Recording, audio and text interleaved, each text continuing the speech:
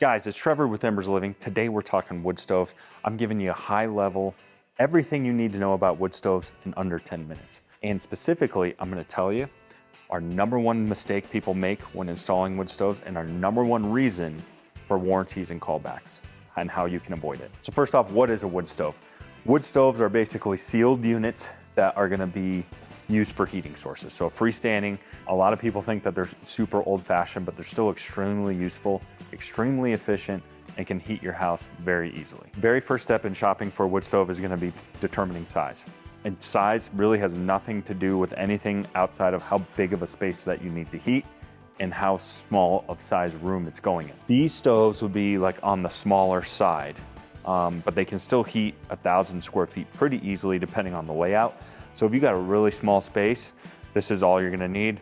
Conversely, versus like the Vermont Casting Defiant, this is one of the biggest stoves that we're gonna have. Typically, the smaller stoves are even more efficient. The bigger stoves are just gonna give you longer burn times because you can clearly fill it with more wood.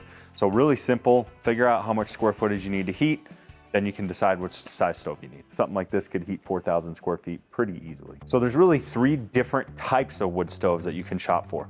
You can shop for a steel stove, all right? We can shop for cast iron. All 3 of these are cast iron stoves. And then our third option is gonna be soapstone. So where the stove itself is actually constructed of this, not man-made, it's natural. So actually constructed of natural soapstone. That's the third option. Now, I have a separate video. This could be a 15-minute video on the differences between the 3. The steel retains the least amount of heat, but it has a benefit that it lets off the most amount of heat, like it disperses the quickest into the room.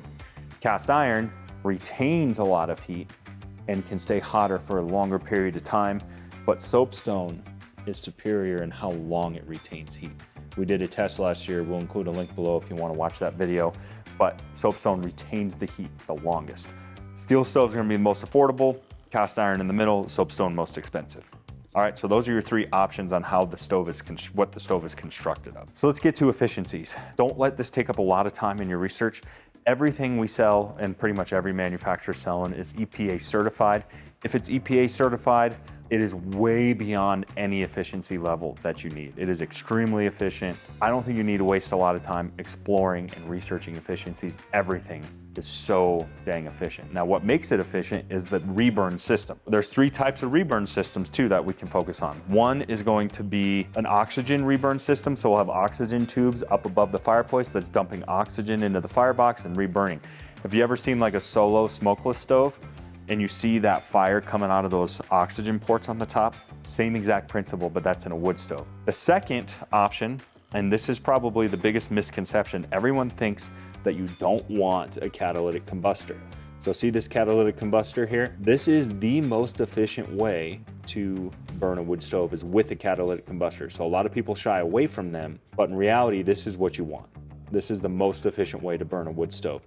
Most people falsely shy away from them because they think they have to replace them all the time and they are expensive. And the truth is they are expensive. They can be $400 to $500. But the reason why they go bad is people simply don't maintain their stove. Regardless of what stove you buy, you gotta get your chimney swept yearly. At the time you get it swept, that's when you're gonna wanna have your catalytic combustor professionally cleaned. People try to clean it themselves and there's precious metals in there, so they'll actually scrape those precious metals off, making it useless. You take it out, now you have a really inefficient stove, you don't pay to replace it, now your stove's a piece of junk. If you just maintain it, it's the best way to heat is with a catalytic combustor.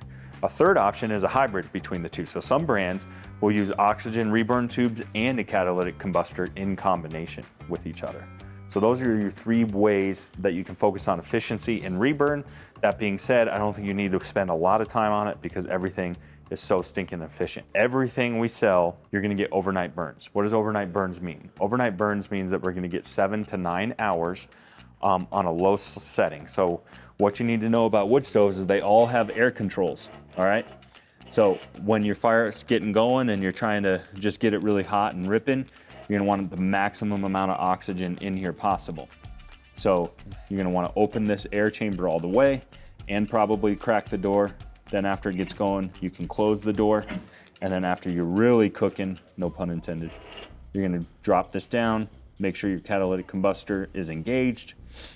On a low setting, this will give you 9 hours of low and slow of good radiant heat coming off the stove. Wake up in the morning, open this back up. You'll have hot coals, throw some logs in, boom, you're back on fire without ever restarting your fireplace. Again, almost all stoves have it, so you don't have to worry about that. Now let's get to the biggest question, the biggest pain problem for any client trying to do a wood stove, and that's gonna be installation. What do we need to worry about with installation? So let's start with the stove itself. The biggest thing we need to worry about, the problem with all wood stoves is they are just hot mamas. They're extremely, extremely hot, which means we gotta be careful on where we put these in our house so we don't catch our house on fire. First and foremost, we have to worry about floor protection. If you're going on hardwood or carpet or anything combustible, you can count on at least 18 inches from the lip of the stove, you're gonna need good floor protection. People think you can just slap tile down over like plywood flooring, and that's non-combustible. That's not. That can still catch your house on fire.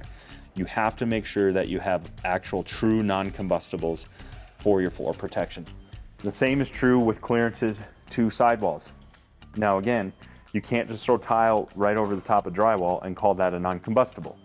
So we have to make sure we're maintaining clearances. And last but not least, let's talk about pipe and installation, because that's a big thing to worry about. Number one problem I see with wood stoves is them not performing, or what we call not drafting. The stove isn't drafting out of the house. The smoke's not going out of the house like this. It's actually pushing smoke down through the stove and smoking up the house. All right, that's our number one callback with stoves. 99.999999% of the time, that is due to improper pipe install. In theory, all of our pipe needs to terminate vertically out of the roof. There's our stove, there's our pipe. Everything should work fine, right? Here's some things we have to worry about. We have to maintain 10 feet from the pipe to wherever that roof would touch. So we have to go as high as we can to achieve that goal. Now let's say you have a very non-steep roof. So you can achieve that goal really quickly, right? So maybe you cap your pipe right there and it only needs to stick out of the house a little bit. What other problems could you have? Well, let's say you have 8-foot ceilings and your roof starts at 9 feet. Let's say your stove is 3 feet tall. That only gives you 6 feet of difference between here and here, right? And then let's say you stick it out maybe 2 feet. You only got 8 feet of total pipe. Most stoves, in order for it to draft properly, you're gonna want a total from the top of the stove to the end of the pipe at least 15 feet. If you're under 15 feet, you are guaranteed to have drafting problems. Okay, so we have to make sure that we can maintain that 15 feet. Also, things like putting stoves in a basement. I have another video on that. We think about our house as an envelope, how the actual stove is gonna draft. We gotta pay attention to our pipe installation. That is the number one problem. All callbacks are due to improper pipe installation. Talk to a professional, talk to us. We can make sure that your pipe run is adequate and your stove is gonna perform the way you want it to. So let's finally talk costs. Now, costs fluctuate all the time, depending on what point you're watching this video, it could be different. So these are just ballparks. On the low side, I think a good quality stove is gonna cost you $2,000 to $3,000. On the high side, it could cost you as much as $7,000 or $8,000 for like a really nice stove loaded with warming racks, blowers, like fully tricked out.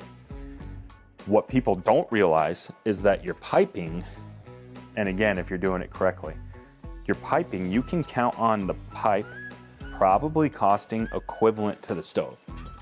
So it's not uncommon for wood stoves, full turnkey, with all the piping and ventilation that you need to range between $8,000 and $10,000 for all the materials necessary to get it installed.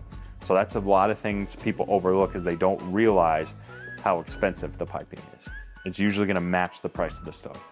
So that's a little tip when you're budgeting at home. So guys, that's just a high level, quick rundown when it comes to wood stoves.